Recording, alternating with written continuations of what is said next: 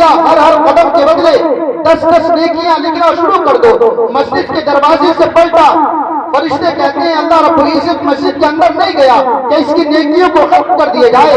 خالق کائنات کہتا ہے اے فرشتوں سنو، جس کو دے دیا گیا اس سے واپس نہیں لیا جاتا، آج نہیں تو کل آئے گا۔ لیکن ہمارا تقاضا یہ ہے اگر ہم کسی کو دے دیتے ہیں، یاد رکھنا ایک جملہ، اگر کسی کا 500 روپے کا قرض ہے نا، اگر اسے کہیں 400 دے دو، 100 روپے دے دو، 400 معاف کر دو تو معاف کرے گا؟ نہیں کرے گا۔ اللہ رب العزت 5 ٹائم کا قرض ہم پر ہے، ہم یہ سوچتے ہیں ایک ٹائم کا چکا دیں گے، 400 کی باقی ہے۔ جس طریقے سے ہم معاف نہیں کر سکتے نا، بھائی کو معاف نہیں کر سکتا، اللہ رب العزت چاہے تو اپنے فضل و کرم سے معاف کر سکتا ہے، لیکن وہ قرض ہے قرض، ہم اس کو قرض سمجھ کر ادا کریں۔ ایسا نہیں کہ فرض ہے تو چھوڑ دیا گیا، قرض اللہ رب العزت کا 5 ٹائم کا قرض ہے۔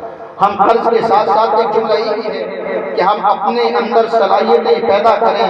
ایک ہے حقوق اللہ، ایک ہے حقوق العباد، یعنی ایک ہے اللہ رب العزت کا حق جو نماز، حج، زکوٰۃ، رمضان شریف کے روزے جو فرائض ہیں وہ اللہ رب العزت کا حق ہے۔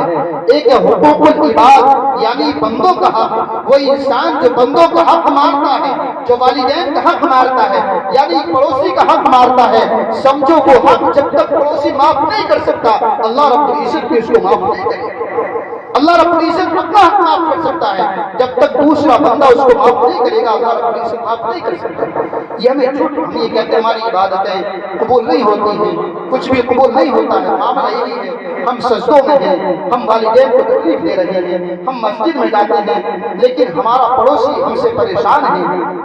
اللہ رب العزت کہتا ہے کہ جب تک تم بندوں کا حق ادا نہیں کرو گے، جب تک تمہاری عبادتیں قبول نہیں ہوں، جب تک اپنے والدین کا حق قبول ادا نہیں کرو گے تمہاری عبادتیں نہیں ہوں گی۔ تو ہم اللہ رب العزت کے حق کے ساتھ ساتھ بندوں کا حق بھی ادا کریں، حقوق العباد کو بھی ادا کریں۔ 500 بیگھے یا 2 بیگھے زمین مان کر سارا زندگی تم مسجد میں پڑے رہو، اس کے دل کو تکلیف پہنچا کر تم اپنی مغفرت نہیں کروا سکتے جب تک وہ بندہ اس کو معاف نہیں کرے گا۔ صحابہ کرام کی بارگاہ میں اللہ کے رسول بیٹھے ہوئے ہیں، اللہ کے رسول نے کہا صحابہ کرام بتاؤ مفلس کون شخص ہے، قیامت کے دن مفلس کون شخص ہوگا؟ اللہ کے رسول نے کہا وہ شخص ہوگا جس کے پاس نیکیاں نہیں ہوں گی، جس کے پاس مال و دولت ہوگا، بہت تاج مال و دولت ہوگا، بڑی بڑی بلڈنگیں ہوں گی۔ اللہ کے رسول نے کہا نہیں، قیامت کے دن مفلس وہ نہیں ہے، مفلس وہ شخص ہے جس کے پاس پہاڑوں سے زیادہ نیکیاں ہوں گی، پہاڑوں سے زیادہ نیکیاں ہوں گی، لیکن ساتھ ساتھ وہ نیکیاں ہونے کے بعد یکے بعد دیگر ایک شخص آئے گا اور یہ عرض کرے گا کہ اس کے اوپر میرے اتنا قرض ہے، اس نے میرا قرض نہیں دیا، اس نے مجھ کو تکلیف دی، تو اللہ رب العزت اس کی نیکیوں کو اس بندے کو عطا فرمائے گا، اس کے گناہ اس پر ڈال دے گا۔ غرض یہاں تک تمام نیکیاں ختم ہو جائیں گی جو دنیا میں اس نے نیکی کی تھی، تمام نیکیاں ختم ہو جائیں گی، لیکن دوسروں کے گناہ بھی اس پر ڈال دیے جائیں گے، وہی شخص مفلس ہو جائے گا۔ دنیا سے تو ساز و سامان لے کر گیا تھا، تکلیف لے کر گیا تھا، لیکن قیامت کے دن نیکیاں ختم ہو جائیں گی۔ اچھا پیغام، اچھا پیغام۔ یہی سوچنا ہمیں حقوق العباد، بندوں کا حق، حقوق اللہ، اللہ رب العزت کا حق ادا کرنا ہے۔ ہمیں قرآن و حدیث پر بھی عمل کرنا ہے، ایسا نہیں کہ ہم تقریر سننے کے بعد کم سے کم اگر 100 سنیں 5 سنیں، جو گھر والے ہیں وہ بھی ایک نہ ایک بات پر تو عمل کریں، اور سب سے بری بلا جو ہے وہ جھوٹ، اس سے ہمیں بچنا چاہیے۔ حدیث پاک بھی ہے اس لیے کہ جھوٹ اگر ایک انسان چھوڑ دے تو سمجھو ایک جھوٹ کی عوض بہت سے گناہ چھوڑ سکتے۔ حدیث پاک میں اللہ کے رسول نے اس حدیث پاک پر ایک ایسے انسان سے عہد لیا جو گنہگار ہے، شرابی ہے، بھی مسلمان نہیں ہوا، اللہ کے رسول کی بارگاہ میں آیا، آنے کے بعد عرض کرنے لگا اللہ کے رسول میں مسلمان ہونا چاہتا ہوں، آپ کے ہاتھ پر کلمہ پڑھنا چاہتا ہوں۔ اللہ کے رسول نے کہا کلمہ پڑھ لیجیے، کہا میری ایک شرط ہے، میری ایک شرط ہے، کہا کہ آپ کی شرط کیا ہے؟ کہا وہ شرط یہ ہے کہ میں زنا کرتا ہوں زنا کروں گا، شراب پیتا ہوں شراب پیوں گا، چوری کرتا ہوں چوری کروں گا۔ رسول نے کہا آپ کی شرط منظور ہے۔ تمام صحابہ کرام بیٹھے ہوئے ہیں، یہ معاملہ کیسا ہے؟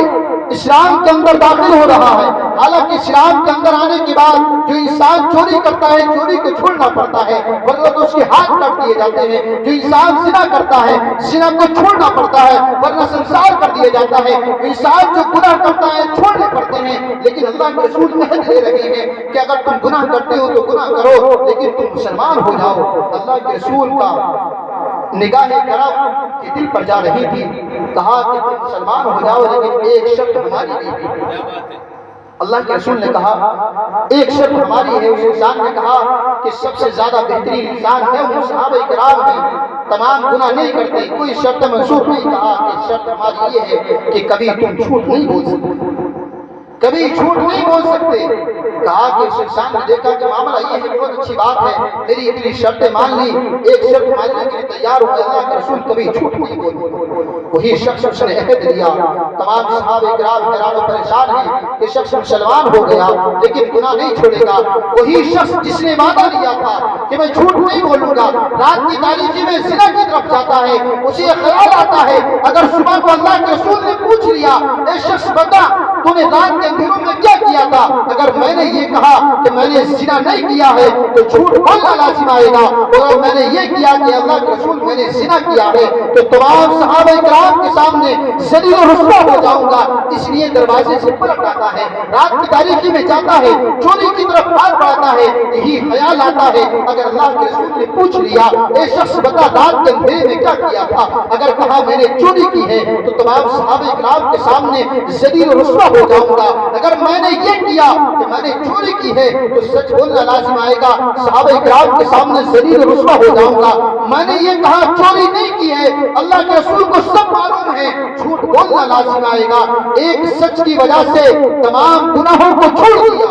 آج ہمارے اندر کتنی خوشی ہے، ایک گناہ کی وجہ سے تمام گناہوں کو چھوڑ دیا، زنا کو چھوڑ دیا، بدکاری کو چھوڑ دیا، چغلی کو چھوڑ دیا، غیبت کو چھوڑ دیا، تمام برائیوں کو چھوڑ دیا۔ اللہ کے رسول کی نظر کرم اس انسان کے دل پر تھی، ہمیں بھی اس پر عمل کرنا چاہیے۔ وقت کافی ہو رہا ہے، جس مقصد کے تحت یہاں بیٹھے ہیں اسے مقصد کو ہمیں حاصل کرنا ہے، اچھے پیغام کے ساتھ اگر آئندہ منائے تو کم سے کم ان کے خوش اخلاقی کے ساتھ۔ ان کا بھی تقاضا یہ ہے کہ بزرگان دین کے نقش قدم پر بھی ہمارا عمل کریں، ان کے بتائے ہوئے کوئی انسان بزرگ نہیں بنتا جب تک خدا کی بات